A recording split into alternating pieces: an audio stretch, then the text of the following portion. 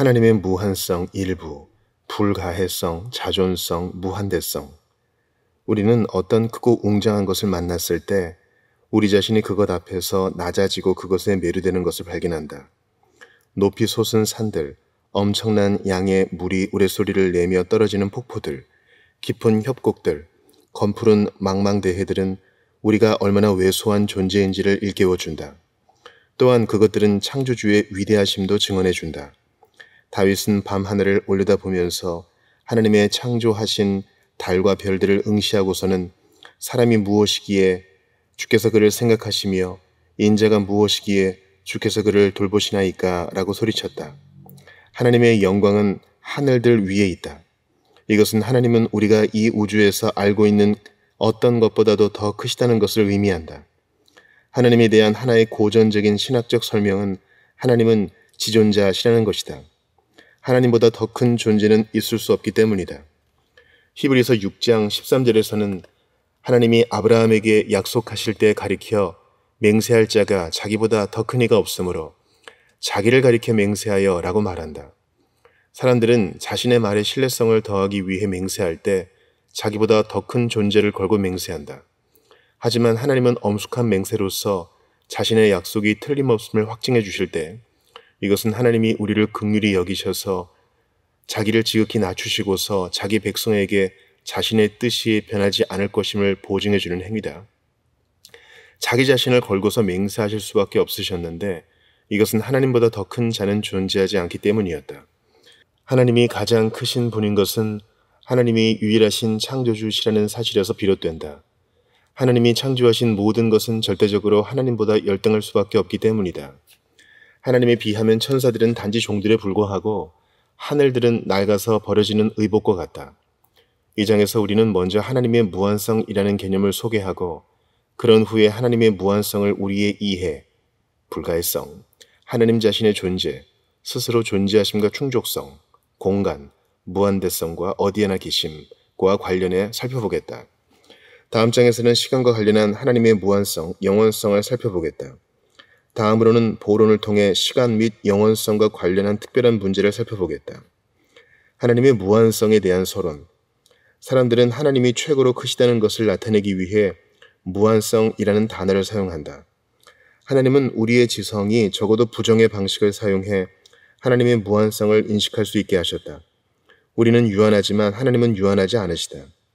그래서 솔로몬은 하나님이 참으로 사람과 함께 땅에 계시리이까 보소서 하늘과 하늘들의 하늘이라도 주를 용납하지 못하겠거든 하물며 내가 건축한 이 성전이오리이까 라고 말할 수 있었다. 하나님이 얼마나 크신지를 생각할 때 하나님을 다른 어떤 것과 비교하는 것은 불가능하다. 그런즉 너희가 하나님을 누구와 같다 하겠으며 무슨 형상을 그에게 비기겠느냐. 이사야 40장 18절. 인간 사회의 모든 나라들을 다 합쳐도 통의 한 방울 물이나 저울의 작은 티끌과 같아 하나님 앞에서는 없는 것과 같다. 하나님은 궁창에 무수히 많은 별들을 창조하셨고 하늘에 있는 모든 광명체를 일일이 다 돌보신다. 하나님은 결코 지치지 않으시고 하나님의 지식은 한이 없으며 자기 백성을 돌보시려는 하나님의 뜻은 결코 실패하는 법이 없다. 얼마나 크신 하나님이신가. 이것은 하나님에게 소망을 두는 사람들에게 위로가 되고 하나님은 연약함 가운데 있는 그들에게 힘을 주신다. 무한성이라는 용어는 직역하면 한계가 없는 상태를 의미한다. 무한성이라는 것은 아무리 계속 더해도 도달하거나 초과할 수 없는 수를 가리킬 수도 있고 어떤 것이 끝없이 이어져 있어서 끝나는 지점이 없는 것을 가리킬 수도 있다. 영어 성경에서 이 단어는 오직 시편 147편 5절에서만 하나님에 대해 사용된다. 그의 지혜가 무궁하시도다. infinite. 히브리어 본문을 직역하면 수가 없다. 엔 미스파르가 된다. 즉 별들의 수, 미스파르는 제한되어 있는 반면에 4절 그가 별들의 수요를 세시고 하나님의 지혜와 명철은 한계가 없다는 것이다. 수가 없다 또는 무수한이라는 어구는 사람들이나 이 땅의 것들의 수가 아주 많은 것을 나타내기 위한 과장법적인 표현으로 사용될 수 있지만 그런 경우에도 거기에는 인간이 셀 수 있는 통상적인 능력을 초과한다는 의미가 담겨 있다. 따라서 이 단어가 하나님에 대해 사용된 경우에는 하나님이 한계나 제한이 없는 존재시라는 것을 가리킬 것임은 두말할 필요가 없다. 시편 145편 3절에서도 하나님의 위대하심에 대해 말하면서 비슷한 생각을 보여준다. 여호와는 위대하시니 크게 찬양할 것이라. 그의 위대하심을 측량하지 못하리로다. 하나님과 관련된 무한성은 공간의 외연이나 수의 크기 같은 수학적인 양을 나타내지 않고 우리가 생각할 수 있는 모든 것을 뛰어넘는 질적 초월성을 의미한다. 헤르만 바빙크가 말했듯이 하나님은 내포와 질과 실질에서 무한하시다. 무한성은 하나님을 표현하는 것은 절대적으로 불가능하다거나 하나님은 자의적이시라는 것을 의미하지 않는다. 하나님은 언제나 자신의 본성을 따라 자신을 계시하셨고 거기에 맞춰 일관되게 행하시기 때문이다. 프랑키스코스 투레티누스가 말했듯이 하나님의 무한성은 하나님은 모든 수준의 모든 완전한 것을 아무런 제한 없이 받아들이신다는 것을 의미한다. 존 하우는 하나님의 무한성은 본질이 끝없이 심오하다는 것, 온갖 종류와 수준의 완전한 것이 온전히 합리되어 있다는 것, 거기에 경계나 한계가 없다는 것이라고 말했다. 하나님의 무한성은 하나님의 모든 속성에 해당된다. 내적으로 고찰할 때 하나님의 무한성은 하나님은 무한히 완전하시다는 것이다.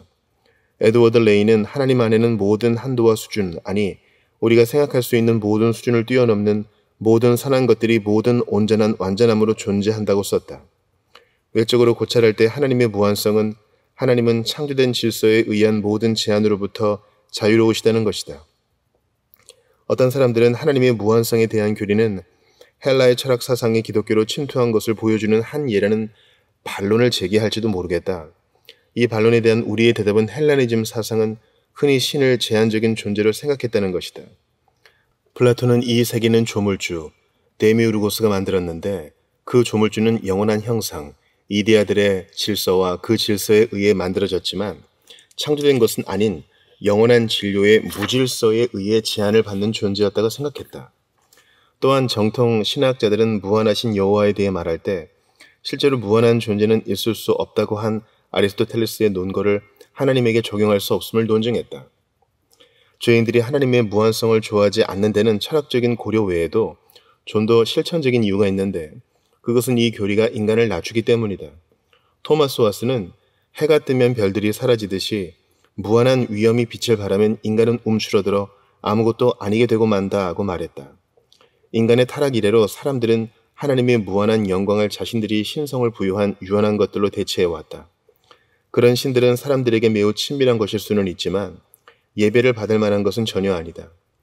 힌두교에서처럼 범신론과 만유제신론은 오직 신성의 유한한 화신을 통해 친밀감을 드러내는 인격이 없는 하나님을 제시한다. 열린 신론에서처럼 어떤 사람들은 유한한 하나님이라는 관점에서 성경적인 신앙을 재구성하려 하지만 성경은 참 하나님은 무한하신 동시에 인격적이신 분이어서 찰스 하찌가 말했듯이 우리가 알 수 있거나 생각할 수 있는 모든 것 위에 높이 계시면서 사람들과 사랑의 교제를 하실 수 있음을 계시해주고 있다. 이 장에서 하나님의 무한성의 여러 측면을 살펴보기 전에 잠시 멈춰서서 경외하는 마음을 가지고서 삼위일체 하나님의 무한성이 복음의 결정적으로 중요함을 살펴보지 않으면 안 된다. 구원의 복된 소식은 하나님의 아들이 우리를 대신하여 자신을 주심은 모든 불법에서 우리를 속량하시기 위한 것이라고 선포한다. 하나님의 지극히 어미하심을 거슬러 자행된 우리의 죄가 지닌 죄책은 엄청나다. 그리스도는 그 죄책을 10,000달란트의 채무에 비유하셨는데 그것은 이 세상에 여러 번 태어나도 다 갚기 힘든 막대한 채무였다. 누가 우리의 그런 채무를 다 갚아줄 수 있단 말인가? 그런데도 모든 불법에서 우리를 속량하시기 위해 자신의 목숨을 내어주신 이분은 도대체 누구란 말인가? 그는 우리의 영광스럽고 크신 하나님 구주 예수 그리스도시다.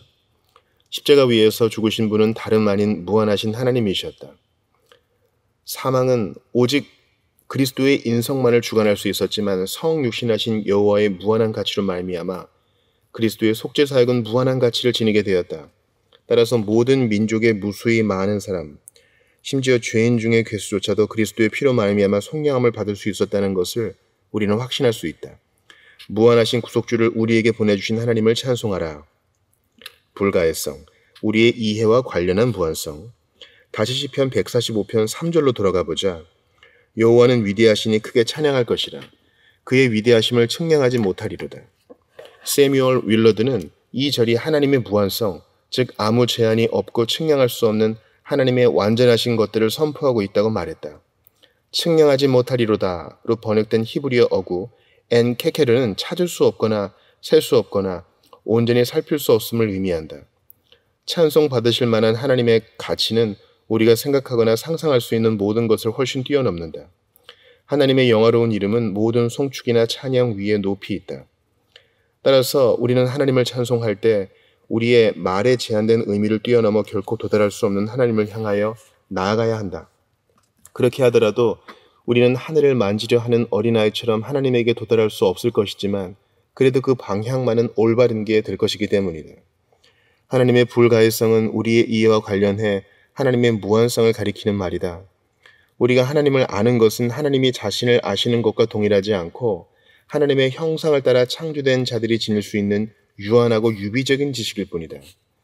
윌리엄 에임스는 있는 그대로의 하나님은 하나님 자신 외에는 아무도 이해할 수 없다고 말했다.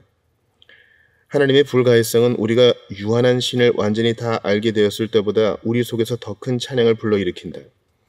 이 진리를 제대로 알게 되었을 때 하나님을 찬양하려는 열망이 우리 속에서 뜨겁게 불타오르게 된다. 존 칼빈은 하나님의 능력이 무한하심을 알고서 거기에 사로잡히고 압도되어 넋을 놓고 감탄할 때만 우리는 하나님을 제대로 찬송할 수 있다고 말했다. 종종 성경은 하나님이 불가해하게 크시다는 것을 말하기 위해 공간과 관련된 표현을 사용한다. 소발은 내가 하나님의 오미함을 어찌 능히 측량하며 전능자를 어찌 능히 완전히 알겠느냐. 하늘보다 높으시니 내가 무엇을 하겠으며 수월보다 깊으시니 내가 어찌 알겠느냐. 그의 크심은 땅보다 길고 바다보다 넓으니라 하고 말한다.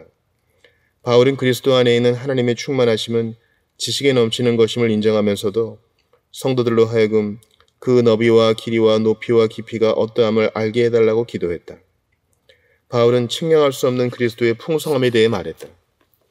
측량할 수 없는으로 번역된 헬라어 아넥시크니아스토스는 추적이 불가능한을 의미한다. 우리는 신론을 연구할 때 우리가 하나님을 온전히 다 알 수 없음을 늘 기억해야 한다. 칼빈은 지극히 작은 범위를 지닌 인간의 지성이 범위 자체가 없는 하나님의 본질을 어떻게 헤아릴 수 있겠는가라고 말했다. 우리는 하나님을 설명할 수는 있지만 하나님을 정확하게 정의할 수는 없다.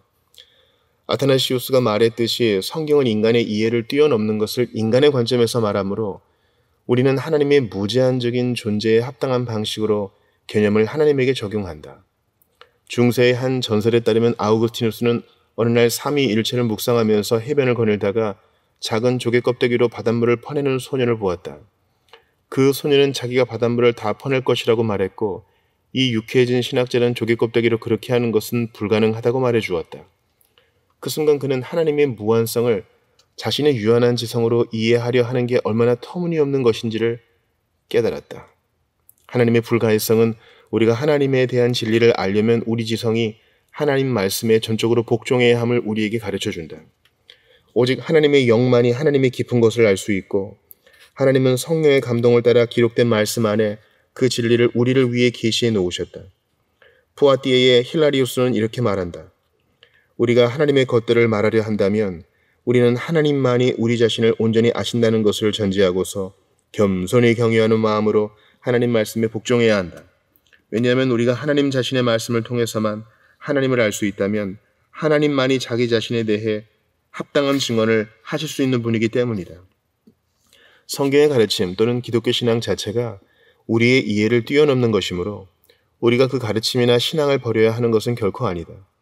크로포드는 이렇게 말했다. 어떤 교리의 불가사의함은 그 자체만으로는 그 교리를 기독교 신앙의 신조에서 배제하거나 그 교리를 이유로 들어 기독교 신앙의 신적 기원과 권위를 부정하기에 충분한 이유가 될 수 없다. 그리고 계속해서 이렇게 말했다. 왜냐하면 분명히 하나님이 불가해하신 분이라는 것을 생각할 때 하나님의 감동으로 된 이 말씀이 가르치고 있는 것들 중에도 종종 우리가 헤아릴 수 없는 것이나 천착할 수 없는 신비한 것과 연결되어 있는 심오한 것들이 있을 것임은 충분히 예상할 수 있는 일이기 때문이다. 하나님의 무한히 깊으신 것들은 우리가 신학을 하는 것을 방해하는 것이 아니라 도리어 경외심을 가지고 신학을 하려는 열망을 불어넣어준다. 바빙크는 신비와 불가 사이는 교의학의 활력소다라고 말했다. 하나님은 자신의 존재의 은밀하고 깊은 것에서만이 아니라 자신의 일에서 드러난 영광에서도 불가해하시다. 엘리바스는 하나님은 헤아릴 수 없이 큰 일을 행하시며 기이한 일을 셀 수 없이 행하시나니 라고 말했다. 또한 욥도 하나님이 측량할 수 없는 큰 일을, 셀 수 없는 기이한 일을 행하신다는 것을 인정했다. 기이한 일로 번역된 히브리어 니펠라우트는 경이로움과 경탄과 경외심을 불러일으키는 것들을 의미한다. 하나님이 하시는 일은 초자연적이고 헤아릴 수 없으며 신적인 것이어서 경건한 자들로 하여금 여호와여 주께서 행하신 일이 어찌 그리 크신지요 주의 생각이 매우 깊으시니이다 라고 찬탄하게 만든다. 하나님이 그리스도의 나라를 세우시기 위해 행하신 일들은 하나님 백성으로 하여금 하나님을 찬송하게 만든다. 홀로 기이한 일들, 니펠라우트를 행하시는 여호와 하나님 곧 이스라엘의 하나님을 찬송하며 경건한 자들은 헤아릴 수 없는 하나님의 영광을 보았을 때 하나님이 하시는 일을 자신이 이해하지 못하고 어리석은 불평을 늘어놓은 것에 대해 회개한다. 이것은 하나님이 우리를 징계하실 때 우리는 손으로 입을 막고서 하나님의 징계를 묵묵히 감내해야 함을 우리에게 가르쳐준다. 우리는 심판 자리에 앉아 하나님을 판단하기보다는 하나님의 발 앞에 앉아 배워야 한다. 하나님만이 참된 지혜의 길을 아시고 그 지혜는 여호와를 경외하는 것에서 시작되기 때문이다. 하나님이 우리에게서 멀리 계시는 것처럼 보이고 우리 원수들이 우리의 철저한 멸망을 예상하며 기뻐하는 상황에서도 우리는 하나님의 불가해한 의로우심과 구원을 믿고서 하나님을 찬송할 수 있다. 하지만 그렇게 되려면 우리가 하나님의 뜻과 길을 이해하지 못할 때조차도 하나님께 모든 것을 맡기지 않으면 안 된다. 조셉 카일은 이렇게 말했다. 하나님을 구하는 것은 헛되지 않지만 하나님을 찾아내려 하는 것은 헛되다. 우리는 하나님의 비밀을 어떻게든 알아내려 하는 무모한 짓을 해서는 안 된다. 우리는 하나님에 대해 말하고 있다. 왜 우리는 우리가 하나님을 온전히 이해할 수 있을 것이라고 기대하는가? 만일 우리가 하나님을 온전히 이해했다면 그 하나님은 참 하나님이 아닐 것이다. 따라서 우리는 불가해하신 하나님에게 영광을 돌리는 것을 배워야 한다. 우리는 하나님이 창조하신 별들을 보고 경이로워하고 하나님이 운행하시는 강력한 폭풍 앞에서 두려워 떤다. 하지만 보라, 이런 것들은 그의 행사의 단편일 뿐이요 우리가 그에게서 들은 것도 속삭이는 소리일 뿐이니 그의 큰 능력의 우레소리를 누가 능히 헤아리랴. 욥기 26장 14절. 토머스 보스턴이 말했듯이 하나님의 무한하신 존재는 그 존재를 보려 하는 자들의 눈을 영원토록 어질어질하게 만들 것임에 틀림없는 하나님의 밝고 찬란한 영광의 빗줄기 안에 감춰져 있다. 왓슨은 가장 높은 산의 꼭대기에 올라가도 우리 손으로 별을 딸 수 없는 것처럼 하나님이 무한한 완전하신 것은 우리로서는 결코 헤아릴 수 없기 때문에 우리가 헤아릴 수 없는 것을 찬양하는 법을 배우라고 권면했다. 하지만 우리는 성경의 진리라는 산꼭대기로 올라가면 하나님의 영광을 볼 수 있고 경배할 수 있다. 하나님이 우리를 가르치셔서 우리로 하여금 바울처럼 깊도다 하나님의 지혜와 지식의 풍성함이요 그의 판단은 헤아리지 못할 것이며 그의 길은 찾지 못할 것이로다 라고 말할 수 있게 해주시길 빈다. 자존성과 충족성, 존재와 관련한 무한성, 우리로 하여금 하나님의 영광을 볼 수 있게 해주는 두 개의 경이로운 지점은 하나님은 스스로 계신다는 것과 그 자체로 충분하시다는 쌍둥이 봉우리다. 웨스트민스터 신앙 고백에서는 이렇게 말한다. 하나님은 모든 생명과 영광과 선과 복됨을 자신 안에 스스로 가지고 계시고 홀로 자신 안에 있어서나 자신에 대해서나 모든 면에서 충족하셔서 자신이 만드신 어떤 피조물을 필요로 하지도 않으시고 피조물에게서 어떤 영광을 취하지도 않으시고 오직 자신의 영광을 피조물 안에서 또는 피조물을 통해 또는 피조물에게 또는 피조물 위에 나타내실 뿐이다. 하나님은 모든 존재의 유일한 근원이시고 만물은 하나님에게서 나오고 하나님으로 말미암고 하나님에게로 돌아간다. 하나님의 자존성. 하나님은 다른 모든 것으로부터 절대적으로 독립하여 존재하신다. 하나님은 스스로 존재하신다. 이 속성은 하나님의 자존성이라 불린다. 칼빈은 영원성과 자존성, 즉 스스로 존재하신다는 것보다 더 하나님을 특징지어 주는 것은 없다고 말했다. 삼위일체 하나님은 자신의 생명 중에서 어떤 것도 외부의 원천으로부터 가져오는 것이 없으시고 도리어 자신의 외부에 있는 모든 존재와 모든 생명의 원천이시다. 앞에서 우리는 여호와라는 하나님의 이름의 의미를 살펴볼 때 하나님의 자존성에 대해 소개한 바 있다. 하나님이 친히 설명해 주셨듯이 여호와라는 이름은 나는 존재한다 이고 이것은 하나님은 영원히 존재하시고 독립적으로 존재하신다는 것을 선언한 것이다. 트레티누스는 하나님은 홀로 존재하시고 다른 어떤 것으로부터도 독립하여 스스로 존재하시는 필연적인 존재이시다. 나는 스스로 있는 자이니라 하고 말했다. 성자는 아브라함이 나기 전부터 내가 있느니라 하고 말씀하셨다. 또한 우리는 하나님의 생명력을 논의할 때도 이 진리를 만난 바 있다. 여호와는 살아계실 뿐 아니라 자기 속에 생명을 갖고 계시며 그리스도와 성령도 생명이시다. 삼위일체 하나님의 세 위격은 모두 하나님의 자존성을 공유하신다. 하나님의 자존성은 하나님 자신이 자신의 존재의 원인이라는 것을 의미하지 않는다. 그렇게 말하는 것은 터무니없고 이치에 맞지 않는다. 레온 하르디스 레이세니위스의 말을 인용하면 그것은 마치 하나님이 자기 자신보다 먼저 존재하신 동시에 나중에 존재하게 되신 것처럼 말하는 것이기 때문이다. 자존성은 하나님은 모든 것의 제1 원인이시므로 하나님에게는 어떤 원인도 없으시고 원인을 필요로 하지도 않으신다는 것을 의미한다. 성경이 가르치듯이 하나님은 처음이자 마지막이시고 알파와 오메가이시며 시작과 끝이시다. 따라서 하나님은 모든 피조물의 원천이시고 모든 피조물은 하나님으로 말미암아 존재한다. 어떤 피조물도 자기를 지으신 창조주에게 어떤 선한 것을 더할 수 없다. 우리가 하나님께 드리는 모든 예물과 제사는 하나님에게서 나온다. 존 프레임은 성경적인 예배는 많은 이교 예배와는 달리 하나님이 필요로 하는 것을 충족시켜 드리기 위한 게 아니다 라고 말한다. 성경은 사람이 어찌 하나님께 유익하게 하겠느냐? 지혜로운 자도 자기에게 유익할 따름이니라. 내가 의로운들 전능자에게 무슨 기쁨이 있겠으며 내 행위가 온전한들 그에게 무슨 이익이 되겠느냐 라고 말한다. 우리가 순종한다 해서 하나님의 본질적인 영광이 늘어나는 것도 아니고 우리가 죄를 짓는다 해서 그 영광이 줄어드는 것도 아니다. 그대가 범죄한들 하나님께 무슨 영향이 있겠으며 그대의 악행이 가득한들 하나님께 무슨 상관이 있겠으며 그대가 의로운들 하나님께 무엇을 드리겠으며 그가 그대의 손에서 무엇을 받으시겠느냐. 바울은 누가 주께 먼저 드려서 갚으심을 받겠느냐고 말한다. 윌리엄 퍼킨스는 하나님은 자기 자신 안에서 온전히 완전하시다고 말했다. 하나님의 충족성. 하나님의 자존성은 하나님의 충족성과 연결되어 있다. 벨기에 신앙 고백에서 하나님은 모든 선에 차고 넘치는 샘이라고 표현한 것이 바로 이 속성을 가리킨다. 하나님 안에는 무한히 충만한 선하심과 영광이 있다.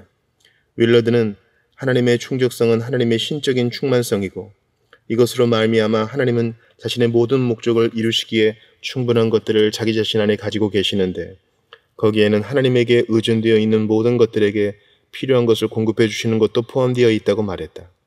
하나님은 생수의 근원이시다.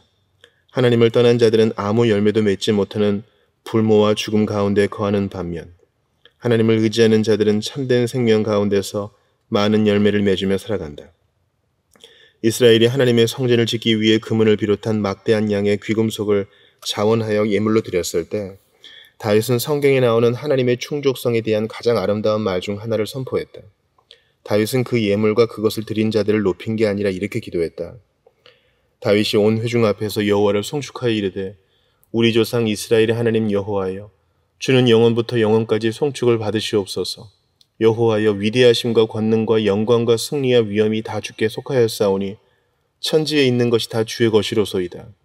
여호와여 주권도 주께 속하였사오니 주는 높으사 만물의 머리이심이니이다.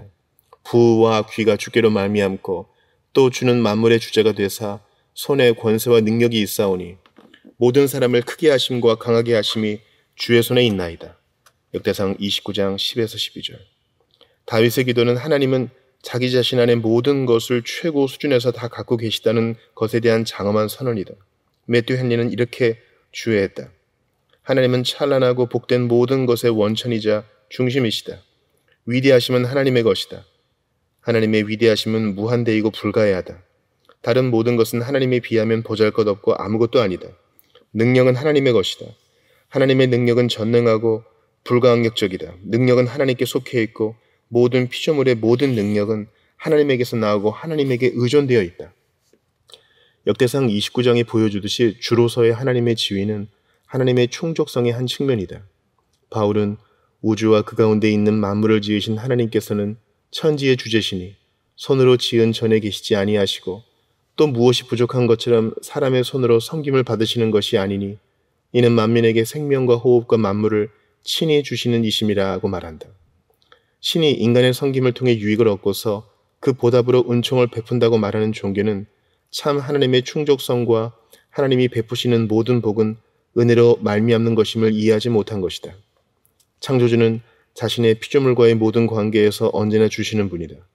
야고보는 온갖 좋은 은사와 온전한 선물이 다 위로부터 빛들의 아버지께로부터 내려오나니 그는 변함도 없으시고 회전하는 그림자도 없으시니라 하고 쓴다. 이것은 물리적인 세계만이 아니라 영적인 구원의 세계에도 해당되는 말씀이다. 우리에게 거듭남이 필요하든 신앙의 시련의 와중에서 인내하고 기뻐할 수 있는 지혜가 필요하든 하나님은 모든 선한 것이 나오는 원천이시다. 따라서 모든 영광은 하나님께 속한다. 바울은 이는 만물이 주에게서 나오고 주로 말미암고 주에게로 돌아감이라 그에게 영광이 세세히 있을지어다 아멘이라고 기뻐 외친다. 하나님은 언제나 무엇이 부족하고 필요해서가 아니라 차고 넘치는 부유함 가운데서 활동하신다. 하지만 하나님은 자신의 자유의지로 유한하고 죄악된 사람들과의 언약관계 속에서 살아가시는 것을 선택하신다. 이렇게 하나님의 충족성은 우리를 향한 자신의 사랑을 부정하는 게 아니라 도리어 더욱 부각시켜준다. 우리는 윌겐 몰트만이 다음과 같이 말한 것에 동의하지 말아야 한다. 사랑하는 자가 자기 자신으로 만족하는 것은 사랑이 아니다. 그런 의미에서 하나님은 이 세계와 인간을 필요로 한다. 하나님이 사랑이라면 하나님이 사랑하는 자가 하나님에게 반드시 있어야 하고 없어서는 안 된다. 하나님의 사랑은 우리 없이 완전하다. 하나님은 성부와 성자와 성령의 삼위일체적이고 창조되지 않은 관계 안에서 자신이 영원토록 사랑하는 자를 향유하고 계시기 때문이다. 자신의 피조물에 대한 하나님의 모든 사랑은 값없이 주어진다. 하지만 하나님은 절대적으로 자유로우신 가운데서 공경에 처한 자들을 도우시고 죄인들을 구원하신다. 하나님은 우리에 대해 오래 참으신다. 하나님은 우리와 동행하시면서 우리의 괴로움과 슬픔을 함께 하시고 시간과 공간 안에서 우리와 함께 거하신다. 마이클 호튼이 말했듯이 이것은 그의 헤아릴 수 없이 크신 선하심에 대한 증언이다. 하나님의 자존성과 충족성에 대한 교리의 적용. 우리가 믿음과 사랑 가운데서 하나님의 자존성과 충족성을 아는 것은 그리스도인으로서의 삶을 살아갈 때 실제적으로 큰 도움을 얻을 수 있는 원천이 된다. 첫째, 이 교리를 마음으로 알게 되면 우리는 큰 기쁨으로 하나님을 예배하고 우리의 상황이 암울하고 낙심될 때도 하나님을 신뢰할 수 있는 힘을 얻게 된다. 아삽은 악인들이 잘 되는 것을 보고 시기하는 죄에 빠졌다가 하늘에서는 주 위에 누가 내게 있으리요 땅에서는 주밖에 나의 사모할 리 없나이다. 내 육체와 마음은 쇠약하나 하나님은 내 마음의 반석이시요 영원한 분기시시라 고 고백하는 법을 배웠다. 모든 것이 잘못되어 가는 것 같고 이 땅에서는 고난과 죽음 외에는 기대할 게 없는 것처럼 보일 때도 우리는 우리의 구원이시고 힘이신 여호와를 즐거워할 수 있다. 비렐무스 아브라컬은 하나님은 자신의 충족성으로 우리 영혼을 차고 넘치게 채워주시고 만족시켜 주실 수 있으시므로 우리 영혼에게는 하나님만을 자신의 분깃으로 갖는 것 외에 다른 것은 전혀 필요하지 않다고 말했다. 둘째, 여호와는 우리의 사역에서 부족함이 없게 하시는 우리의 충족성이시다. 한 번은 그리스도가 한동안 힘든 사역을 계속하신 데다 세례 요한이 헤롯에게 죽임을 당했다는 슬픈 소식을 들으시고 나서는 쉬시기 위해 자신의 제자들을 데리고 한적한 광야로 가셨다. 하지만 아주 많은 사람이 그들을 따라왔고 8개월치 임금과 맞먹는 돈으로도 그들 모두를 먹일 수 있는 음식을 사기에 부족한 상황에 직면하게 되었다. 피곤함과 슬픔과 짓누르는 곤경의 와중에서 그리스도는 5개의 떡과 2마리의 생선을 가지고 초자연적으로 수천 명이나 되는 사람을 먹이셨고 모든 사람이 배불리 먹었는데도 많은 떡이 남았다. 제임스 에드워즈의 말에 따르면 이 사건은 하나님은 자신의 피조물을 자신의 충만하심으로 충만하게 하시고 그들의 필요를 자신이 가지고 계신 넉넉한 것들로 채워주시며 그들의 작은 것을 자신의 위대하심으로 확장해 주시고 그들의 평범하고 속된 삶을 차고 넘치는 풍요로운 삶으로 변화시켜 주려 하신다는 것을 우리에게 가르쳐준다. 우리의 사역에서 우리의 충족성, 우리의 만족은 오직 하나님으로부터 온다. 하나님이 능히 모든 은혜를 너희에게 넘치게 하셔서 너희로 모든 일에 항상 모든 것이 넉넉하여 모든 착한 일을 넘치게 하시기 때문이다. 우리가 하나님을 섬길 때 하나님은 내 은혜가 내게 족하도다. 이는 내 능력이 약한 데서 온전하여짐이라 하고 말씀하시므로 우리는 크게 기뻐할 수 있다. 셋째, 하나님의 충족성은 그리스도를 믿는 자들로 하여금 장차 그들이 상상할 수 없을 정도로 부유하신 왕과 함께 유업을 물려받게 될 것이라는 소망을 품을 수 있게 해준다. 하나님은 자신의 택하신 자들이 그의 영광의 풍성함을 향유하도록 예정하셨다. 그리스도가 부유하신데도 가난하게 되신 것은 그의 가난함으로 말미암아 측량할 수 없는 그리스도의 풍성함으로 너희를 부유하게 하시기 위한 것이었다. 하나님은 우리를 구원하시자마자 즉시 자신의 영광스러운 은혜의 풍성함으로 우리를 힘있게 하신다. 우리는 현세에서 악인들로부터 욕을 당하고 가난을 경험할지라도 신성의 모든 충만이 육체로 거하시는 그리스도 안에서 이미 부유하다. 하나님은 그리스도 안에서 우리에게 자비하심으로써 그 은혜의 지극히 풍성함을 오는 여러 세대에 나타내실 것이다. 그런 후에 하나님은 그리스도와 그리스도의 교회에 대하여 만유의 주로서 만유 안에 계시게 될 것이다. 그리스도인들은 이 약속을 굳게 믿을수록 기쁨과 평안과 소망으로 더욱 충만해질 것이다. 그들에게는 하나님이 계신다. 그리고 하나님만으로 충분하다. 무한대성과 편재성, 공간과 관련한 무한성. 만일 하나님이 자신의 자녀에게서 멀리 계시거나 오직 일부 장소에서만 만나실 수 있다면 하나님의 충족성은 그들에게 별 위로가 되지 못할 것이다. 하지만 하나님의 이름을 고찰할 때 보았듯이 하나님은 나는 스스로 있는 자이니라 하고 말씀하셨을 뿐 아니라 내가 반드시 너와 함께 있으리라 하고 약속하셨다. 모세는 이 약속의 말씀을 굳게 붙잡고서는 주께서 친히 가지 아니하시는 곳에는 자기도 가려고 하지 않았다. 우리는 하나님의 임재를 세 가지 방식으로 생각해 볼 수 있다. 본질적인 임재, 공간의 제약 없이 하나님이 자신의 존재 전체로 계시는 것, 언약과 관련된 임재, 심판과 구원을 통해 하나님이 자신을 나타내시는 특별한 임재, 성육신에 의한 임재, 하나님이 자신의 독생자 안에서 인성과 결합되어 나타나셔서 임재하신 것이다. 하나님의 은혜로우신 임재에 대한 약속의 중심에는 하나님의 은혜의 유일하신 중보자이신 성육신하신 주 예수님이 계신다. 말씀이 육신이 되어 우리 가운데 거하심에 주님은 임마누엘, 즉 우리와 함께 하시는 하나님이시다. 성육신은 앞으로 기독론에서 살펴보게 될 주제이므로 여기서 우리는 몇몇 장소와 관련된 하나님의 특별한 임재, 모든 장소를 초월해 계시는 하나님의 본질적 임재, 무한대성, 모든 장소에 계시는 하나님의 임재, 편재성을 집중적으로 살펴보겠다.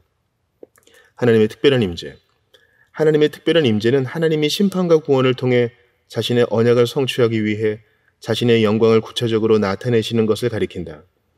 이것은 성경에서 흔히 하나님의 얼굴로 또는 하나님이 우리와 함께 하시는 것으로 지칭된다. 칼빈이 말했듯이 하나님의 은혜의 역사를 행하실 때조차도 하나님의 특별한 임재는 사람들에게 두려움과 놀라움이 된다. 무엇보다도 천국, 우리 눈에 보이는 하늘이 아니라 천사들과 죽은 성도들의 영이 거하는 곳, 천국은 피조세계에서 하나님이 거하시며 자신의 거룩하심과 아름다우심을 나타내시는 장소다. 트레티누스는 왕궁인 하늘에서 하나님은 자신의 영광을 뚜렷하게 나타내신다고 말했다. 이 땅에서 천국에 해당되는 곳은 하나님이 거하시는 성전이다. 복음 아래에서 성전은 물리적인 건물이 아니라 하나님 백성의 몸이다. 신자는 그리스도와의 연합을 통해 삼위일체 하나님과 친교를 나눈다. 지금도 영원롭게 되신 주 예수님은 자신의 교회들의 금 촛대들 사이로 다니시고 각 교회의 천사들을 자신의 손에 쥐고 계신다. 신자들은 그리스도가 피로 인치신 중보를 힘입어 한 성령 안에서 아버지 하나님께로 나아가고 성소로 들어가 하나님의 보좌에서부터 자신들을 도우시는 자비와 은혜를 얻는다. 하나님은 성령의 은혜로우신 임재와 역사를 통해 그리스도 안에 있는 각각의 신자 안에 거하신다. 그리스도가 다시 오실 때 전에 죽임을 당하셨던 어린 양이 우리의 성전이 되실 것이다. 하나님의 영광의 빛이 그리스도로부터 나와서 새로운 피조 세계를 가득 채우게 될 것이기 때문이다. 그때 우리는 여호와가 거기에 계신다, 여호와 샴마라고 말하게 될 것이다. 하나님은 새하늘과 새 땅에서 자기 백성과 함께 거하실 것이고 하나님의 임재는 만물을 충만하게 하시는 하나님의 영광을 통해 분명하게 드러날 것이므로 어떤 성전도 필요하지 않게 될 것이다. 하나님의 무한대성. 하나님의 특별한 임재는 공간과 관련한 하나님의 무한성에 의거해 있다. 즉 하나님이 어느 곳에서든 자신을 사람들에게 나타내실 수 있는 것은 하나님이 실제로 모든 곳에 임재해 계시기 때문이다. 하나님의 무한대성, immensity, 직역하면 한도가 없음은 하나님은 어느 한 장소에 국한될 수 없고 어떤 경계에 의해 제한될 수 없으심을 의미한다. 하나님의 특별한 임재는 천국에 있는데 이제는 이 땅의 성전에도 있게 될 것이라고 말했다. 하지만 그는 이런 말도 했다. 하나님이 참으로 땅에 거하시리이까 하늘과 하늘들의 하늘이라도 주를 용납하지 못하겠거든 하물며 내가 건축한 이 성전이오리이까. 스티븐 찬욱은 이렇게 말했다. 무수히 많은 세계를 만들어도 하나님을 담을 수 있는 충분한 공간이 될 수 없다. 하나님을 담을 수 있는 충분한 공간은 오직 하나님 자신뿐이다. 하나님의 무한대성은 하나님이 공간의 주이심을 의미한다. 게알더스 보스는 하나님은 모든 공간 위에 높이 계시지만 모든 공간에 자신의 전 존재로 임재해 계심으로 공간의 원인이시다 라고 말했다. 아타나시우스는 하나님은 스스로 존재하시면서 만물을 둘러싸고 계시지만 어떤 것에 의해서도 둘러싸이지 않으신다고 말했다. 하나님은 스스로 존재하시는 분이므로 말하자면 그 자신이 자신의 거처이시다. 아우구스티누스는 이렇게 썼다. 하나님이 하늘과 땅을 지으시기 전에 그리고 성도들을 지으시기 전에 하나님은 어디에 계셨는가? 하나님은 자기 자신 안에 계셨다. 하나님의 편재성. 하지만 하나님의 무한대성은 하나님이 공간 밖에 계시고 자신의 피조 세계에 계시지 않는다는 것을 의미하지 않고 도리어 피조 세계 전체에 두루 임재해 계신다는 것을 의미한다. 따라서 하나님의 무한대성은 하나님의 편재성, omnipresence, 라틴어로 옴니는 모든 것을 뜻한다. 어디에나 계심, 편재성과 연결되어 있다. 즉 하나님은 피조 세계의 모든 곳에 온전히 임재해 계신다. 다윗은 내가 하늘에 올라갈지라도 거기 계시며 스올에 내 자리를 펼치라도 거기 계시니이다 라고 말했다. 다윗은 하나님이 어디에나 계신다는 것을 말하기 위해 서로 극과 극인 장소, 하늘과 스올을 언급했다고 레이는 지적한다. 일부 신학자들은 무한대성과 편재성을 거의 동의어처럼 사용하지만 이 두 용어는 서로 구별될 수 있다. 만일 하나님이 우주를 창조하시지 않았다면 하나님은 장소의 제한을 받지 않은 채로 무한대로 존재하셨을 것이다. 하지만 실제로는 이 세계를 창조하셨으므로 하나님의 무한대성은 이 세계의 모든 부분에 임재해 계심을 의미하게 되었다. 종합해 보면 하나님의 무한대성과 편재성은 하나님은 모든 곳에 자신의 전체로 계심을 의미한다. 즉 하나님은 이 피조 세계에 자신의 전체로 온전히 내주하신다. 편재성이라는 성경적인 속성은 우리가 하나님에 대한 성경의 다른 말씀을 올바르게 해석하는 데 도움을 준다. 성경에서 하나님이 이 땅에 내려오신다고 말할 때 그것은 하나님의 특별한 임재와 활동을 나타내기 위해 신인 동형론적 표현을 사용한 것일 뿐이고 하나님이 실제로 한 장소에서 다른 장소로 이동하신다는 것을 보여주는 것은 아니다.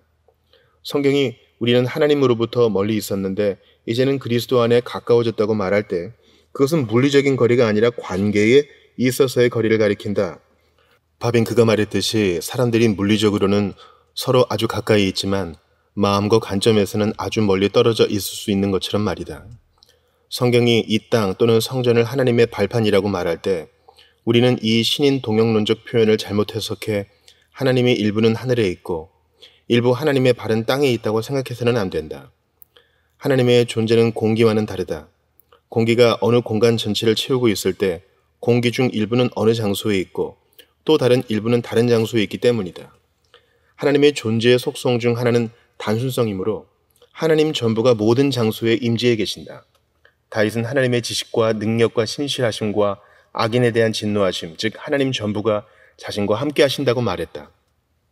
티모시 드와이트는 하나님은 마치 다른 사람들은 존재하지 않는다는 듯이 한 사람 한 사람에게 완전히 몰두하신다고 말했다. 예레미야 23장 23, 24절에서는 여호와의 말씀이니라. 나는 가까운 데에 있는 하나님이요 먼 데에 있는 하나님은 아니냐. 여호와의 말씀이니라. 사람이 내게 보이지 아니하려고 누가 자신을 은밀한 곳에 숨길 수 있겠느냐. 여호와가 말하노라. 나는 천지에 충만하지 아니하냐 라고 말한다. 찬욱은 나는 천지에 충만하지 아니하냐는 말씀은 단지 하나님의 지식이나 능력의 활동만이 아니라 하나님의 임재에도 해당된다고 지적했다. 이렇게 하나님의 존재는 제한된 크기를 지닌 몸처럼 어떤 장소에 에워싸이시지 않고 천사처럼 특별한 장소에 국한되시지 않는다. 하나님의 임재는 모든 장소를 가득 채우고 계신다. 바빙크는 이렇게 썼다. 하나님과 공간의 관계는 이런 것이다. 무한하신 분으로서 자기 자신 안에 존재하시는 하나님은 공간의 모든 부분을 다 충만히 채우시고서 자신의 무한대성으로 말미암아 공간을 떠받치고 계신다. 우리가 하나님을 주관할 수 있다고 생각하지 않으려면 하나님의 특별한 임재는 성전으로 제한되지 않는다는 것을 깨닫는 게 중요하다. 예레미야 23장 23, 24절에서 하나님은 자신의 편재성을 선언하시면서 여호와가 말하노라는 어구를 반복해 하심으로써 자신의 주되심을 강조한다.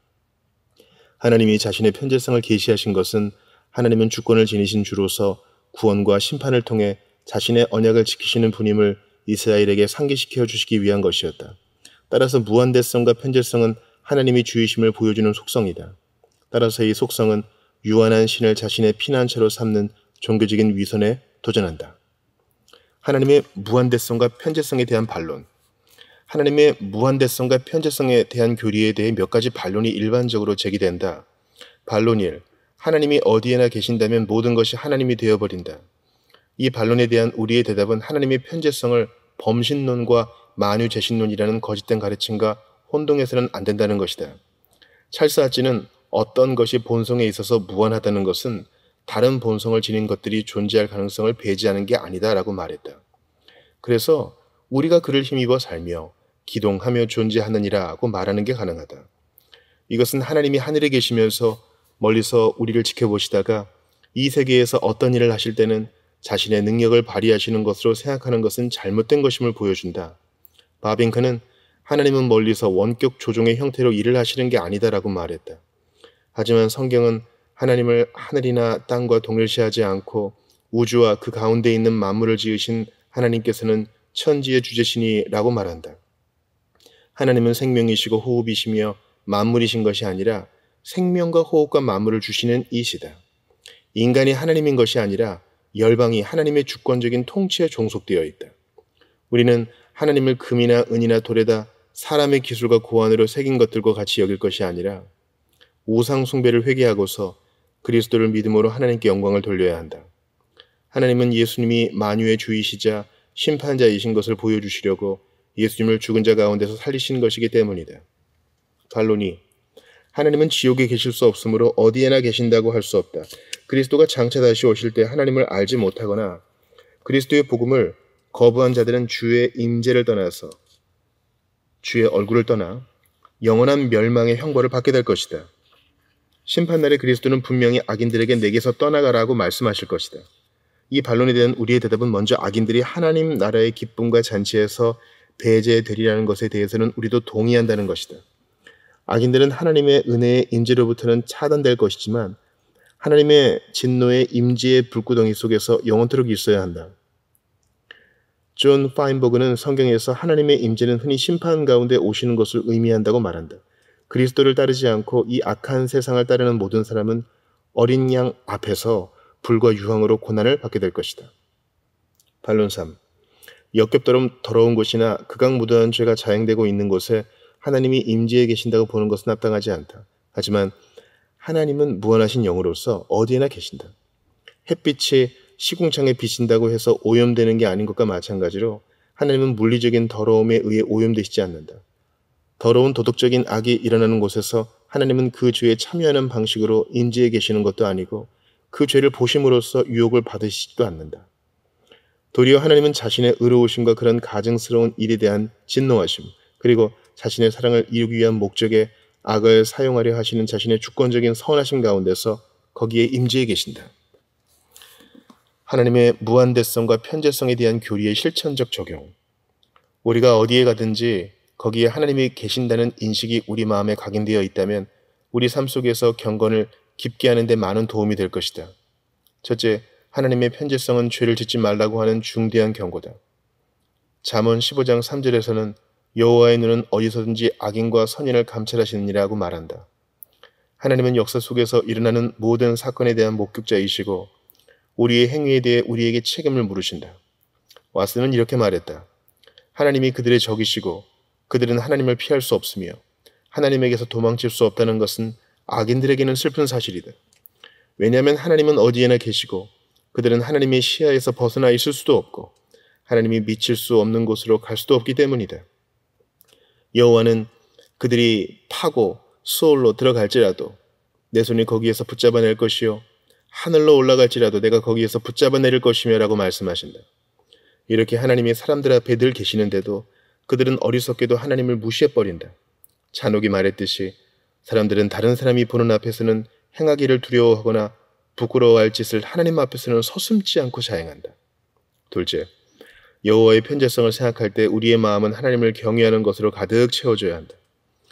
이사야 66장 1, 2절에서는 여호와께서 이와 같이 말씀하시되 하늘은 나의 보좌하여 땅은 나의 발판이니 너희가 나를 위해 무슨 집을 지으랴 내가 안식할 처소가 어디랴? 나 여호와가 말하노라. 내 손이 이 모든 것을 지었으므로 그들이 생겼느니라. 물은 마음이 가난하고 심령이 통회하며 내 말을 듣고 떠는 자, 그 사람은 내가 돌보려니와 라고 말한다. 날마다 우리는 하늘과 땅 어디에나 계시는 여호와의 임재 앞에서 살아간다. 우리가 행하는 모든 것은 하나님의 면전에서 행하는 것이다. 그래서 이지키엘 홉킨스는 우리는 언제나 하나님이 보시고 계시는 것처럼 하나님의 눈 아래에서 지극히 진지하고 진실한 마음, 지극히 경외하고 복종하는 마음, 지극히 순전하고 거룩한 마음으로 행하는 게 마땅하다고 말했다. 셋째, 하나님의 편재성은 신자들이 온 마음을 다해 하나님을 의지할 수 있게 해준다.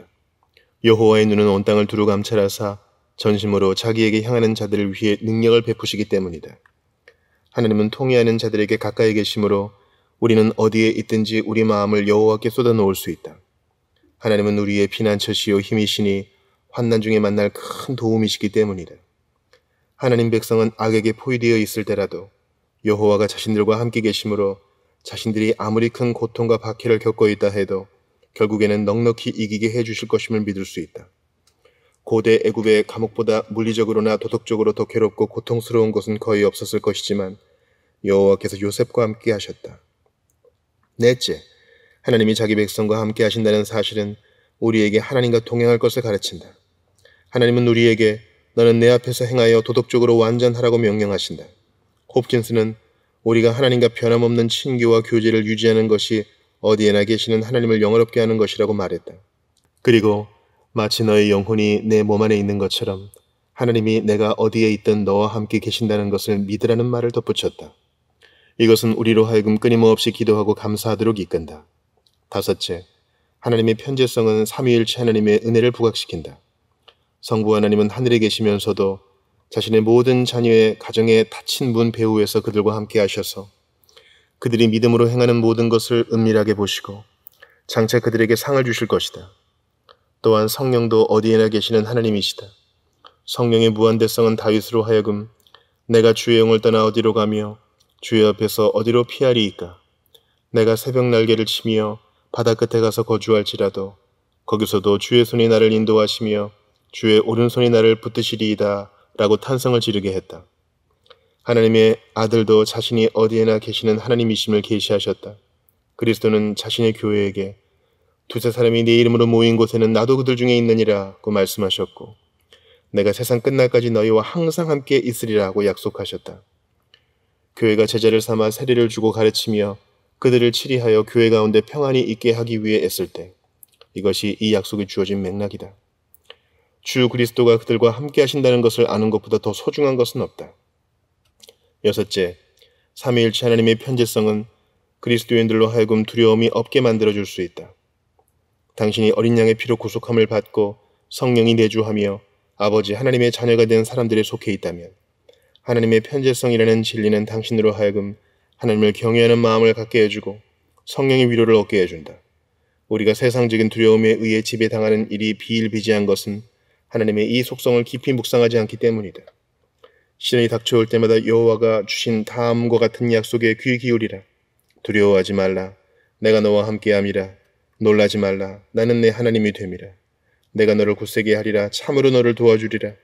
참으로 나의 의로운 손으로 너를 붙들리라. 이사야 41장 10절. 홉킨스는 이렇게 말했다. 당신은 사방으로 위험에 둘러싸여 있고 죽음과 멸망의 위기에 처해 있는가? 그렇다면 어디에나 계시는 당신의 하나님이 거기에서 당신과 함께 계신다는 것을 생각하라.